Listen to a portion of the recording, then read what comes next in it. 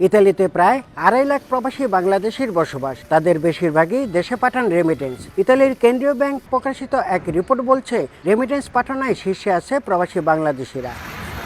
কেন্দ্রীয় ব্যাংক জানায়, ইতালি থেকে পাঠানো রেমিটেন্সের শতকরা 17% পাঠান প্রবাসী বাংলাদেশিরা। দেশের অর্থনীতির চাকা সচল রাখতে ইতালি থেকে পাঠানো রেমিটেন্স বড় ভূমিকা রাখছে বলে মনে করছেন স্থানীয় বাংলাদেশি কমিউনিটির নেতা ও প্রবাসীরা। ইতালিতে বাংলাদেশি নাগরিকরা আসছেন, তারা এখানে এসে কোনো না কোনো কাজের সাথে সম্পৃক্ত হচ্ছে, অর্থ উপার্জন করছেন এবং এই উপার্জিত অর্থ তারা বাংলাদেশে প্রেরণ করার মধ্য দিয়ে বাংলাদেশের অর্থনীতিতে আমাদের প্রবাসী রেমিটেন্সের গতি প্রবাহ বৃদ্ধি পাচ্ছে। ইতালিতে প্রবাসী দেশগুলোর মধ্যে বাংলাদেশে সবচেয়ে বেশি রেমিটেন্স গিয়েছে এবং আমরা আশা করি যে 2025 সালেও বাংলাদেশের জন্য ইতালি থেকে অনেক বেশি রেমিটেন্স যাবে ইনশাআল্লাহ। আগামীতে আরও লোকজন আমাদের ইতালিতে আসছে, আরও আমরা রেমিটেন্স পাঠিয়ে বাংলাদেশকে সমৃদ্ধ করব।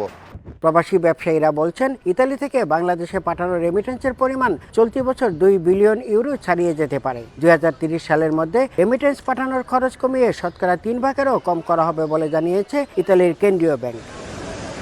ইতালি প্রবাসী বাংলাদেশিরা যে পরিমাণ রেমিটেন্স পাঠাচ্ছেন বাংলাদেশে, তা আরও বেড়ে যেত যদি হুন্ডি বন্ধ করা সম্ভব হতো। প্রবাসী বাংলাদেশিদের আবেদন, সরকার এ ব্যাপারে দ্রুতই ব্যবস্থা গ্রহণ করবেন।